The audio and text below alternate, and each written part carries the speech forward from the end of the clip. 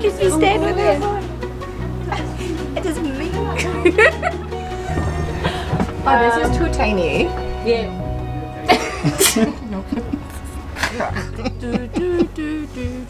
Guys, don't let me give my age away. It's enough that my grays are showing.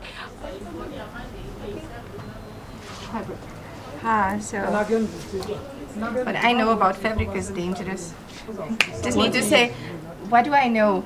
I know that lace was something my mother hung in front of the window. Silk was good on a pillowcase for my hair. Yeah, that's about all I know. This you know something. It's very bad. It's very bad. Okay, so when we hit a business, we always want to know a little bit more about the person, how to sustain their business, how do they market themselves, etc., etc. And this little lady has got a variety of things going on to make sure her name is out there constantly. So it is not just about the fabric. So how do you make sure that people see you, that they know you? How do you market yourself? How do you put yourself out there? What are you currently busy with? Okay, so firstly, people usually stop me in the street because I look strange. They say so. In a good way, I think. I don't know. So they're like, are you an artist? I'm like, I make clothes. I'm like, yay! And then that's how I kind of, like I'm a walking billboard, sort of. Even though I don't wear, okay, I made this top like for a fashion show last year, but other than that, I hardly wear any designer things. So Beautiful Enlightenment, let me start where the name came from. Yes, please. The name comes from my names because I wanted something that is personal, because I feel like art and passion is personal to me, so it speaks to who I am. So I took it from my names. I've got 3 names. I was planned. Which are, So if you have one, you're not. I'm dying. which are Zipho Rapiya no Kanyiso. Which means beautiful gifts have come to enlighten. So hence Beautiful Enlightenment. So that's how it came about. I'm here to enlighten beautiful things. But yes. So I started the business just after I graduated from textile design and technology, and I make clothing, home accessories, and I also offer sewing lessons. Okay. And then now I've been doing projects off and on, like this project. I do some projects for arts and culture, like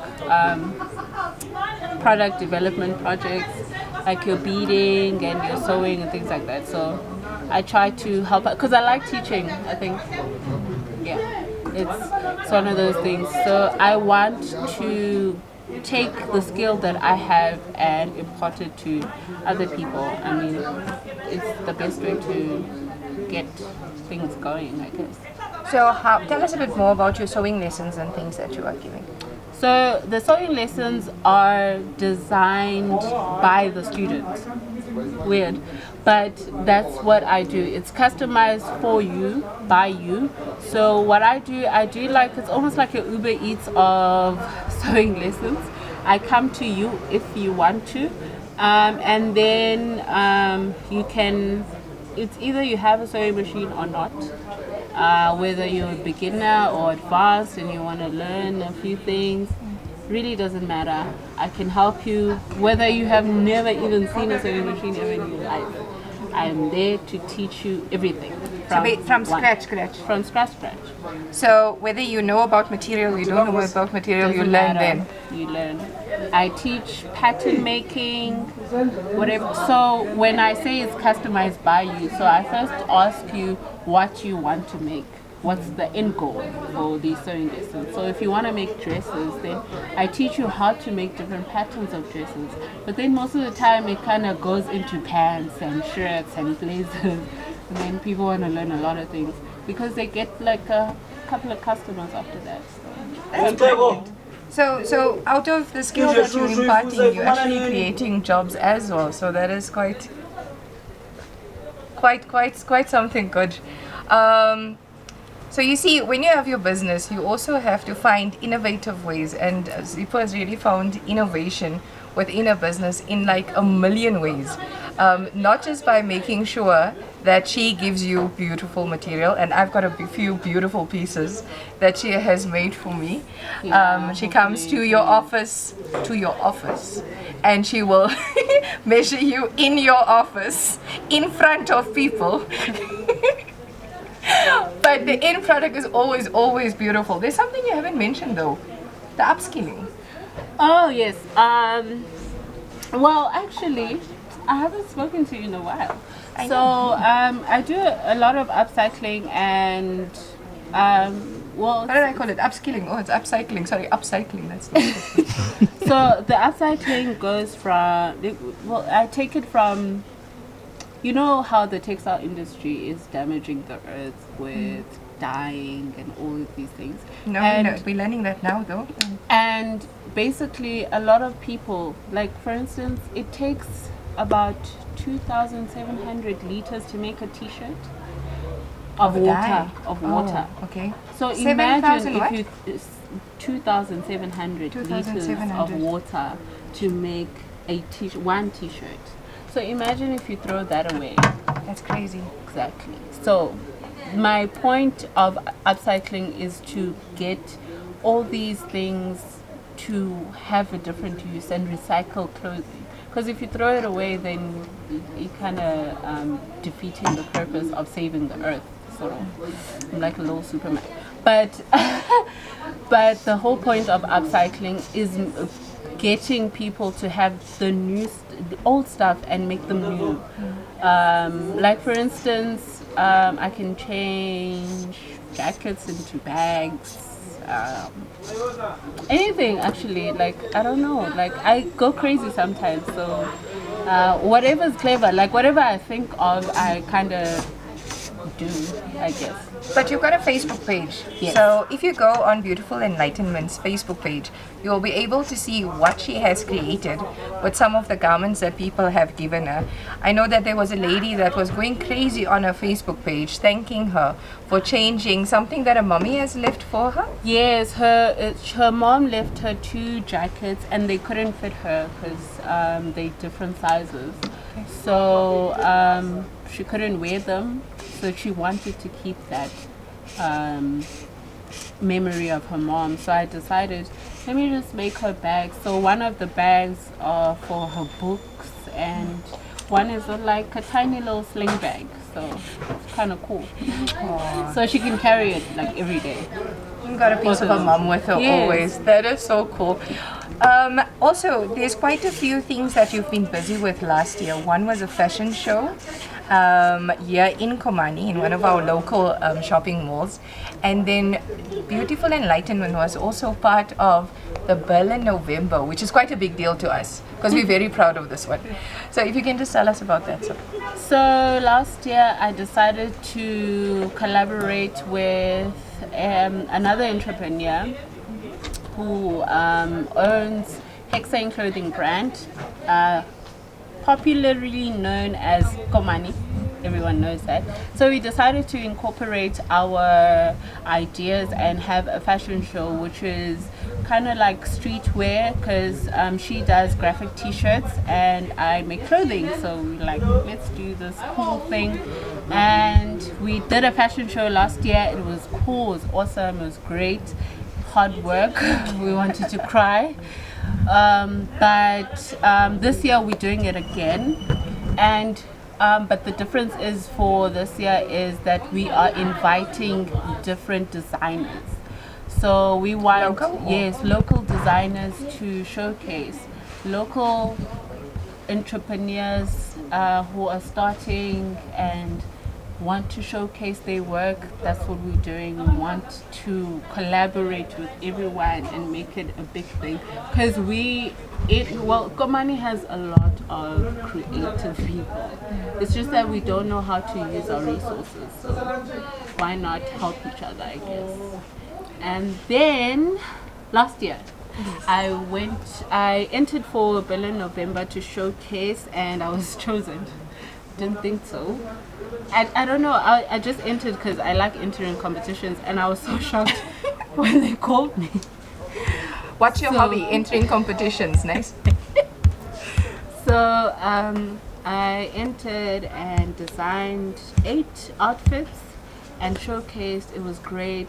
It was good to showcase in another place other than where I'm from, so that people can see my work. It didn't come back with one of the blazers because someone bought it. There. That's good. So I was like, yay. So yes, I'm actually happy about that. I'm happy That's about brilliant. Guys, the whole reason for Business Hits, which was Bucky's baby, and I'm hoping that he will come from behind the camera very soon so that you guys can see him today, is that we showcase local businesses, that we talk about local businesses and just get their brands out there. But also, as Zipho was saying, for businesses to start collaborating with each other so that we can start growing the economy of Kumani by helping each other. And that is the whole reason why we're doing this. Okay, so if you want us to hit your business, please let us know. In the meantime, make sure that you go on Beautiful Enlightenment, like the page, share any of the ideas, and if you need anything upscaled, please make sure that you contact Uzi for here. Upcycled. Yes. This is a word I must tattoo some. Yeah, like I need another tattoo. Well, think about it like recycling, but upcycle. There you go. Upcycle. Upcycling sounds like we used to upsailing, because some of us. No. You see, I cycled, and if I think of upcycling, it's also my like stomach muscles actually get sore because it's like remind you of that hill you had to climb, especially there by Bongola. That's upcycle for me. It's like The t-shirt I'm wearing is a local brand as well. You can check out Zodwa Gwaka. This is her brand. So yeah, this is what we do when we do this thing. Local. Local is like we promote local. This is the brainchild behind it. he decided to bombard me here. This is my office for the week, I guess. I got here and Zippo was like busy, like with her stuff. Tell us a bit more about material, because that's another thing that you haven't told us. We working with, it was like, okay, it's going to be matric dance and whatnot. You had ideas in terms of when I came to you and I said, hey, listen, I'm tired of arriving for photo shoots and you can immediately say, but that's the photographer, And Zippo came up with an idea and said, okay, you know what, we can do something so you blend in with whatever is happening, so that is the creativity that we talked about here. And you will see that shirt very soon. She's very good, and one of the things that she said to me, which is very profound, is that material is not just material, because at times, if you look at some of us, there's a shape that we have, and she says you need to breathe in your own thing. So there's certain thing, whether it's cotton, it's silk, it's everything. Just explain to us about that in terms of the different textures that It exist. sounds like a science lesson. Give us a Yes, well, technically, textile design is kind of sciencey, sort of, because we mix chemicals and you spend a lot of water on one t-shirt. Yeah. Yes. A You said whole how many- 2,700 liters. 2,700 liters. On one t-shirt. Yes. And now you can it's think not, of it's from, like, for instance, it's basically it's from when the whole production of cotton, from picking the cotton, cleaning the cotton, making it to the yarn, weaving the yarn, cleaning that, and into a cloth. wow.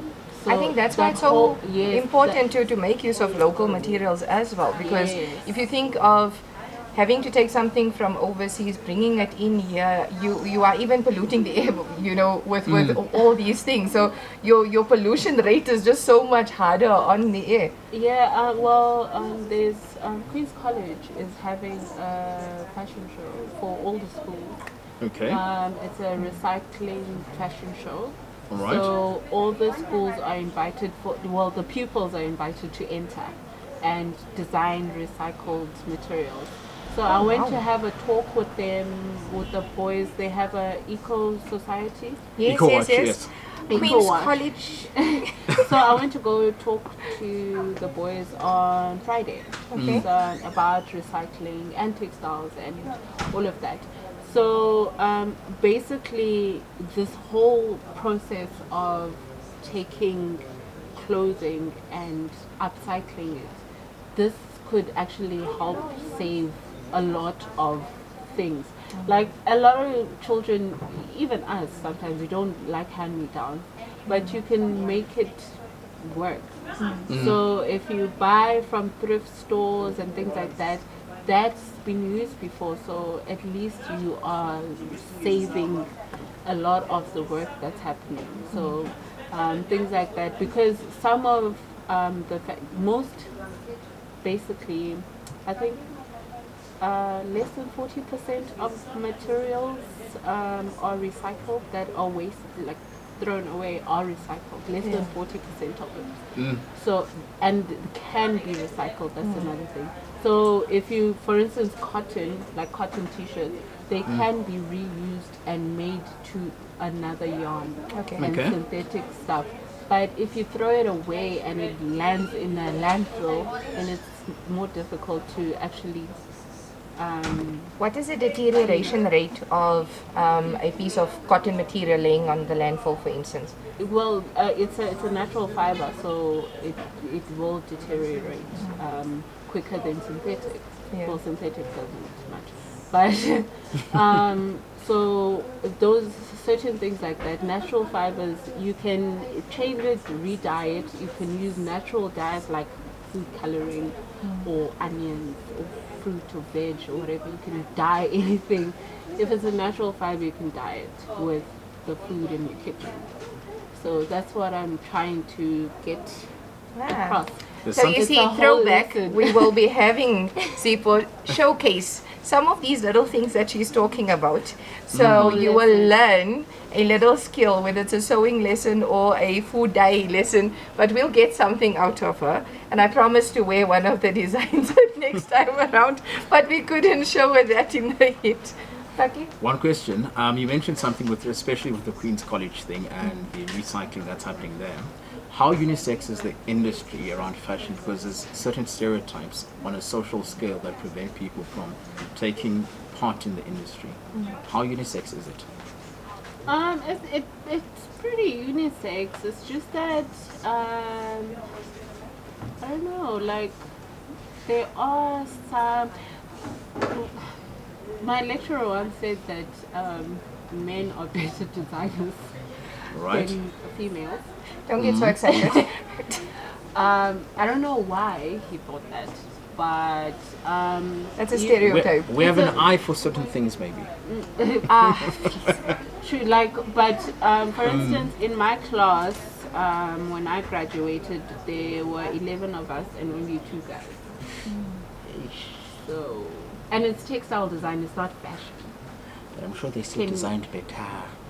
Well, they kind of. The thing is, you guys are very stuck on what you want to do. So, like, one guy had like this hip hop style, and that was it. Like he just. That's all he did. Slightly one-dimensional. Yes. Okay. Where women are more multifaceted. Yes. So if you have a theme, you go with it, and just. Because if I would ask you to design a jacket, I know a lot of people would not think lace jacket, but I know my granny and them used to wear it over their dresses, and that's the only time I would see a lace jacket. I think the thing is people restrict themselves when it comes to fabric. Like for instance, the other side of classic fabric is upholstery, but I go in there and go buy fabric for curtains and make dresses. I'm not limited to that. Okay. That's good to know. So if I find a carpet next time, it's like, can you change? I've made a bag before out of Carpet. I was so joking, and she just. So that can work. Sure. Yeah, I know. Anything. Bow to the master. I'm telling you. You know, I mean, like, what other way? You know. This carpet can work. Zipho, thank you so much for having us in your most favorite space. I just want to do one thing. Smells great. Nah, I don't see it. Smells awesome. Do you want to smell? It smells amazing. It's fabric. It's fabricy, yes. It's warm. Yes. You know? Yeah, but it doesn't excite me one bit. Do you get high from it though? Let's ask that question. It's not bad. It just makes me like, oh, happy. So there is a high that you get from it. I kind of smile. Anything that makes you happy, releases that endorphin. Yes. Exactly. So I get a little bit of it. there's none of those endorphins being released on me right now. And if I pass like a laundromat and I can smell the fabric softener, I can't eat for a day after that. fabric. Well, we use fabric softener to Okay. just make your car smell nice. What happens to you when that happens? China, I don't even do that because I don't want to smell. Like, guys, I don't happiest like in my fabric car. softener. I'm happiest in my car. I do have fabric softener in my car.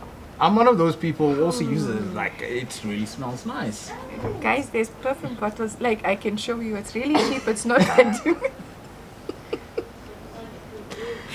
On that little note. It's time to sign out. Bye, everyone. Thank you for listening. God. Oh, my cul-de-sac.